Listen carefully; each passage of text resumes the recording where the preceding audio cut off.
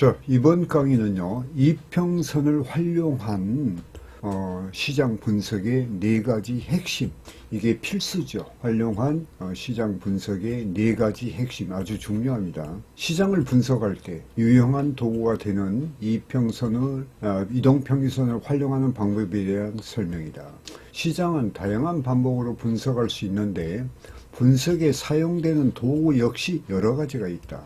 그중 하나의 방법으로 이동평균선을 사용하고 있다. 이동평균선은 투자자들이 투자 행위에 의해 만들어진 것이며, 자, 요 내용은 이동평균선이라는 것이 투자자들이 투자 행위에 의해서 만들어진다 했죠. 그래서 다양한 특징과 성질을 가지고 있다.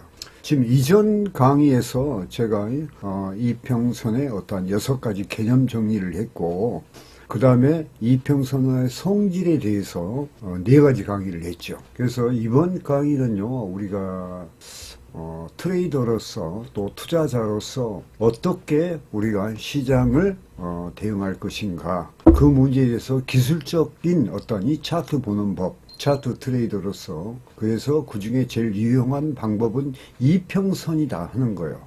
이평선이 어떻게 보면 검증된 거죠.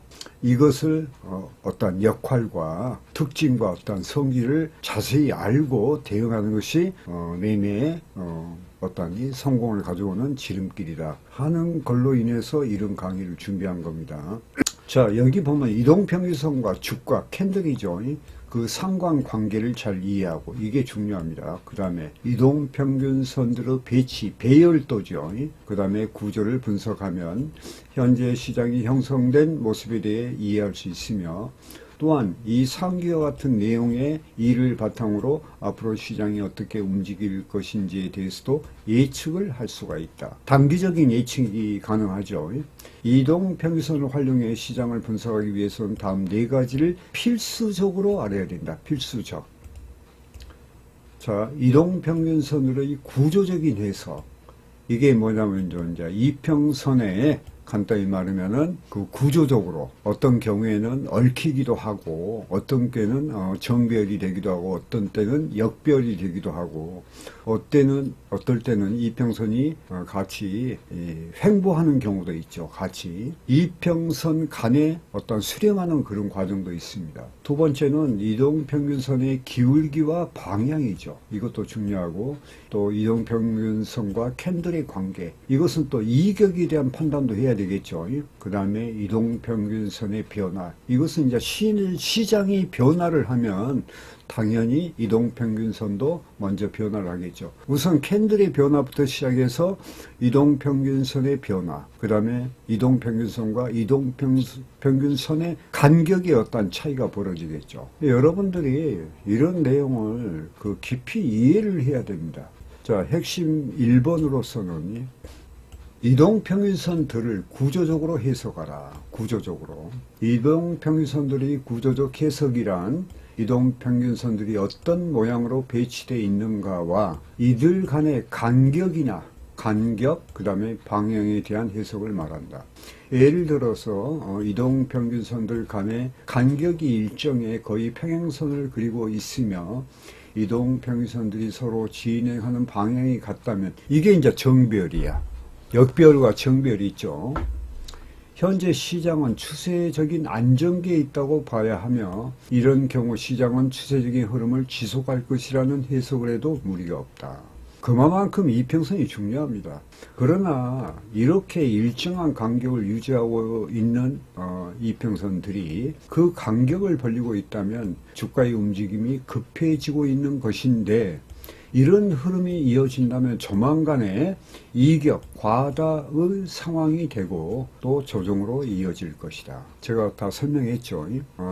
하락 조정, 상향 조정 이런 거. 이와 같이 어느 순간부터 주가가 급등해 이격을 벌리고 이로 인해 조정을 보이는 상황은 다음과 같이 결국에 2가지 중 1가지 모습으로 나타난다. 자, 첫 번째는 조정 이후에 다시 차분한 모습을 되찾는 경우로, 이런 경우에는 오히려 추세가 강화되는 모습으로 이루어진다. 자, 두 번째는 이격 보정 이후, 그러니까 그 캔들이 정말로 이평선에 수렴했죠. 이후 다시 급등하면서 이후 급등과 급락을 반복하는 모습을 이어가는 경우로 조만간 추세적인 흐름이 끝나고 상투기로 진행될 가능성이 높아진다. 다시 말해 이동평균선들 간의 방향과 간격의 확대 또는 축소를 분석하면 이후에 시장의 흐름을 예측할 수가 있다.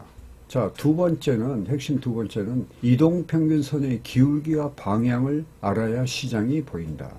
이동평균선의 방향을 보면 시장이 상승하는지 아니면 하락하는지 그 흐름을 알 수 있고, 이동평균선의 기울기를 비롯한 강도를 측정해 보면 시장이 조정을 보일 경우 그 움직임이 조정인지 아니면 방향을 전환하는 상태인지를 알 수가 있다.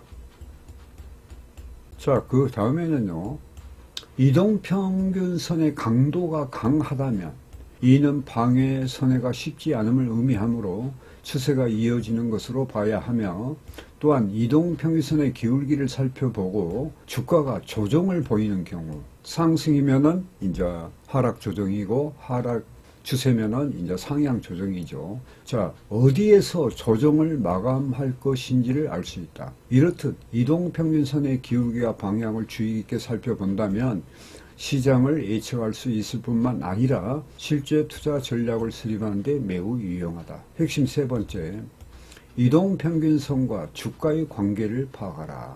이동평균선과 주가, 캔들이죠. 이 간격을 이격이라고 한다.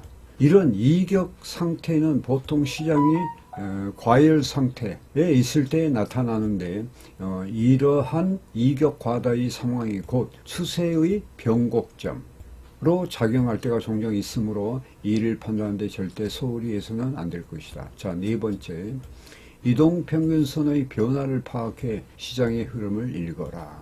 이동평균선의 변화란 이동평균선이 지향하는 방향이 바뀐다든지, 그 다음에 이동평균선의 기울기가 변한다든지 등과 같이 이동평균선에 일어나는 여러가지 변화 상태를 말한다. 만약 이러한 이동평균선의 변화를 감지 못하더라도 이미 시장의 흐름에는 변화가 진행된 것으로 해석해야 된다.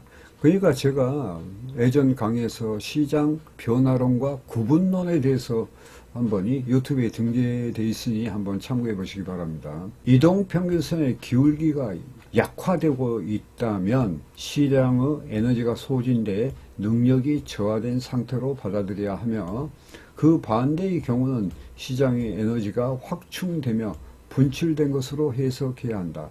또한 이동평균선의 선회, 방향 전환이죠. 선회, 즉 방향 바꾸면 시장의 흐름의 방향이 바뀌기 시작했다고 판단해야 된다. 그러니까 이평선의 역할이 그렇게 중요한 거예요. 여기 보시면은 여기에서 지금이